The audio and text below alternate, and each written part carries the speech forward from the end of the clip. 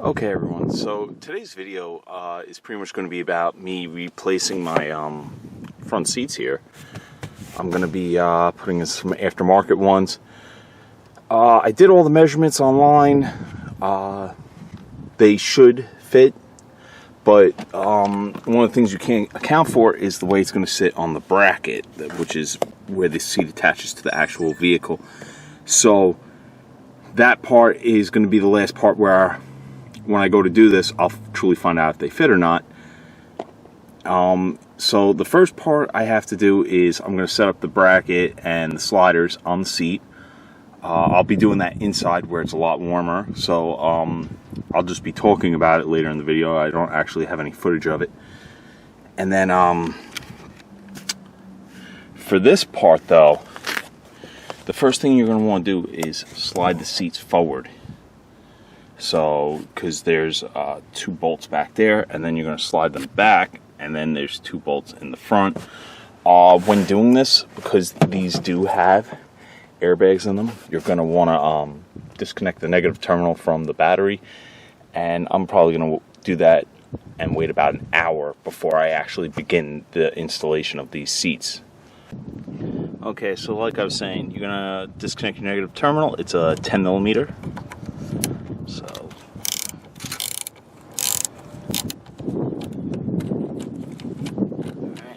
you get that loose. You just gonna pull that off. And you want to set it to the side. Make sure it doesn't touch anything metal, like it wants to. Okay. I'm going to set it right there for now. Okay, so once you have that off, like I said, I'm going to wait about an hour just to make sure the whole system is drained and the airbag's not responding. Okay, so just be really careful taking it off. Mine actually, one of the clips broke and popped right off, so it's held in here, and then on the sides. This bolt here and all the others are a 14 millimeter socket. Okay, so once you've removed all the bolts, I brought the seat back up, and then you just want to tilt it back. The reason being, you have to disconnect several things, including the airbag, in order to finish taking this seat out. Okay, so I hope you guys can see this. This is the airbag one. So get yourself a little flathead screwdriver like this. You have to pull up on that. It's going to reveal that connector. That's what you have to get to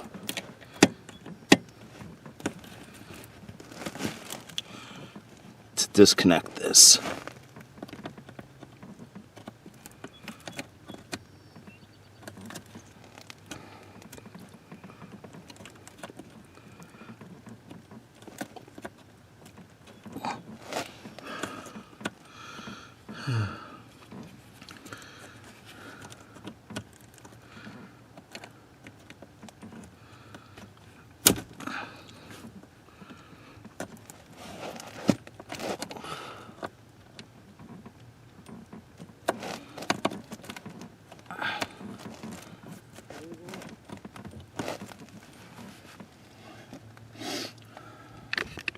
Okay, so to get this disconnected, the best way I found, as you can tell by how much I mauled the crap out of that, I don't know if you guys can see that, it's pretty bad. I slide this all the way up. Doesn't want to do it now, but so you slide that all the way up. You do, get your screwdriver, and on this second piece, right here, you're going to put it in there and lift up while that's all the way back, and then pull this and it'll pop out. Don't try to push it in like I was. You're not going to get anywhere. So just push, put it in there, pull back, and then it'll pop out. Okay, so the next part, once you got everything disconnected, is getting your seat out of the car without obviously damaging anything. So I've brought the steering wheel height up as far as I can, and now I'm just going to lift this out. Hopefully it comes out a lot easier.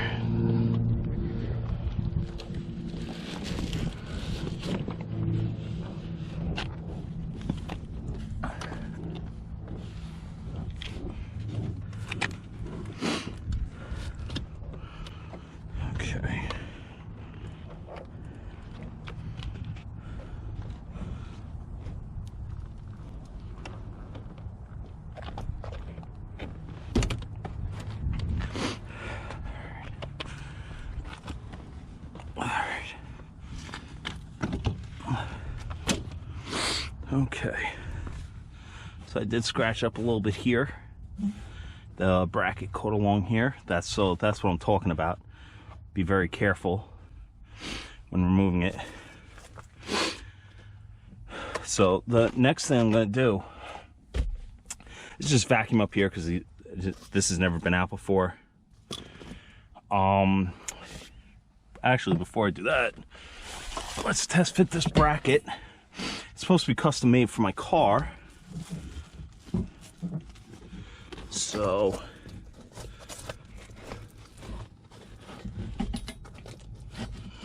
okay, that hole and that hole line up.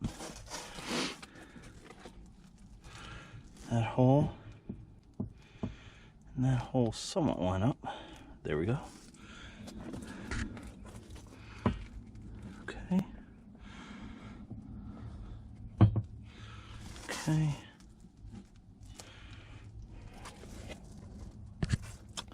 Overall, it looks like it's going to fit. Some of the holes are slightly off. So like that one there, but might just raise up once I'm done. But otherwise, yes. So for the most part, because this was custom made for my car, the bracket does look like it's going to fit. They put the seatbelt thing really close here to the center console. So hopefully when I get that on, it'll still fit and I won't have any issues or rubbing. All right, so I'm gonna finish getting all the wiring off the seat that I need, along with the seatbelt connector, and get to the next part. Okay, so the seatbelt part is what I was telling you about before. It's gonna be this blue clip. This bolt here is a 14 millimeter, and it is on there. Okay.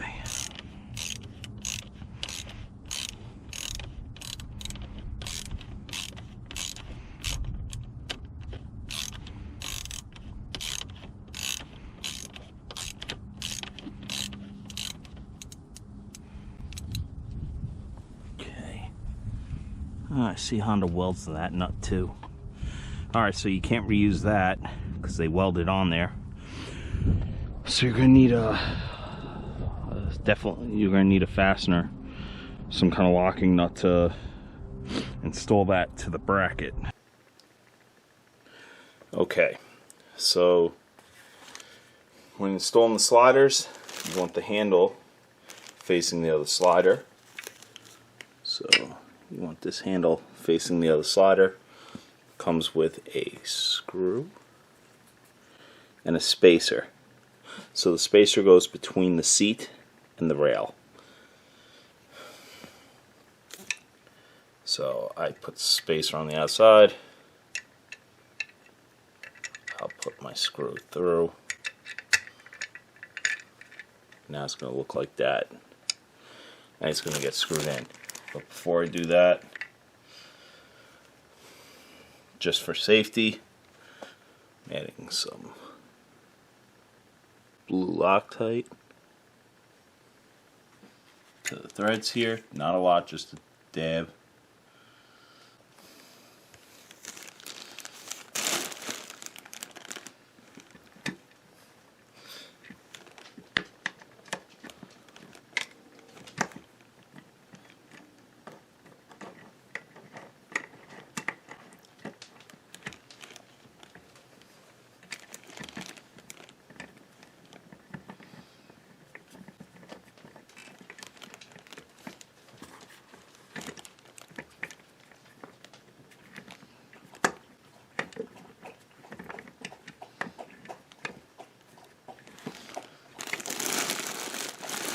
Now I'm not screwing this down all the way because I still have to put on the other one. Do that, lift up on this, and just move the slider up to reveal the other hole. And then it's going to be the same thing. This in between that.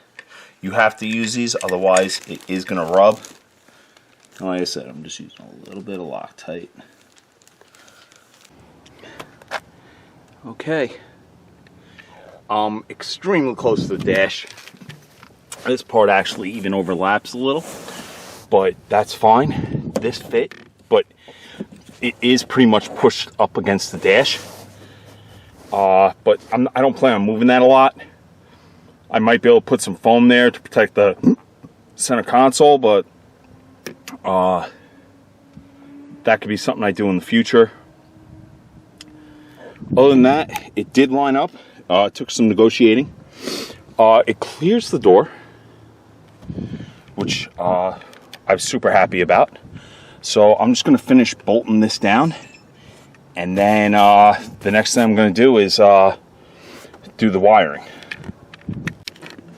Okay, so this goes without saying, and I'm going to have it in the title of the video.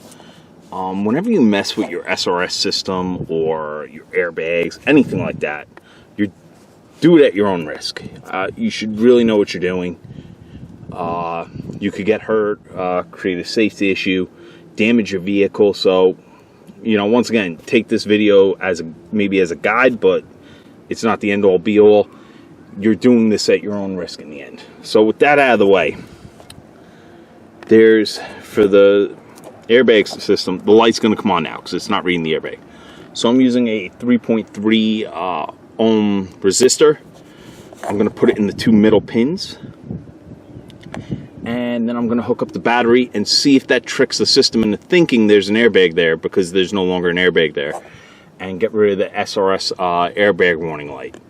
So I'm going to do that now. Okay, moment of truth.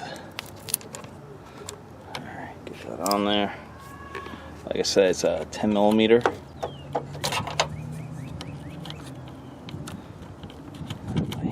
First.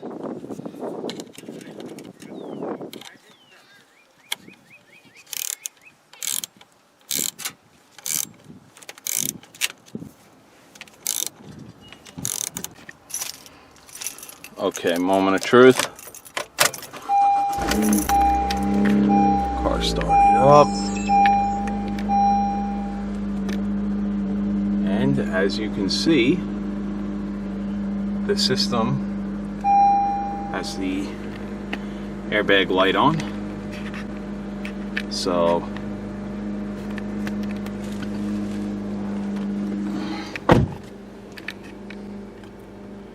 we're gonna have to check that resistor, see what's going on, and see if we can't maybe try a different one. Okay, so I've messed around with that. I'm gonna have to mess around with it some more because I was still not able to get the airbag light off for now. But the seat is in. Now, just the time, you know, I moved it back, so I'm just gonna sit in it now and give you guys my first impressions.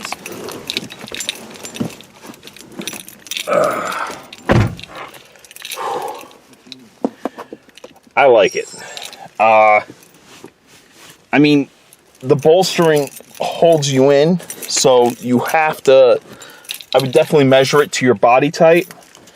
For me, I don't know, it feels comfortable. I'm pretty much at the same height I was before. I've readjusted my steering wheel, and as I said, car starts up, no problems. That one light is on because my seatbelt's not on.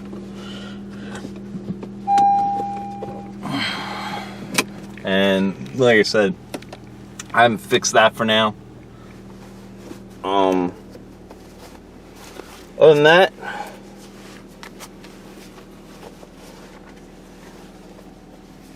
like I said, it, you know, the sliders work. I got my pretty much, you know, I can do a full extension there and there. Overall, I love it. Next one I'm going to do is the passenger. That one's going to be a little more involving because there's a seat sensor here that turns off the airbag light. But first, I got to try to fix that. Okay, so I'm going to try to tie this into the video to have it make sense because it's a day later. I continued to work on the airbag problem. And it is a, as I stated before, a 3.3 ohm resistor. And how you saw me putting it in is the correct way. I've now just wrapped it with electrical tape, and then Tessa tape. What was holding it up was the third connector, this one right here, and that goes along the seat rail to this. I didn't think this was anything of particular importance, so I didn't hook it up. And after I was sure that the, you know, correct resistor was in there,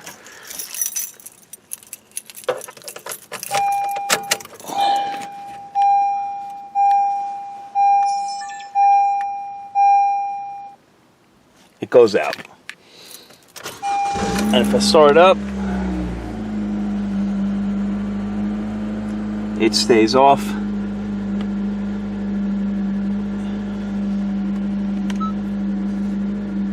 And there are no lights on, nothing on the dash except for the fact that I had the door open. So that was the only thing holding it up. So you're going to need to take that out or buy a new one.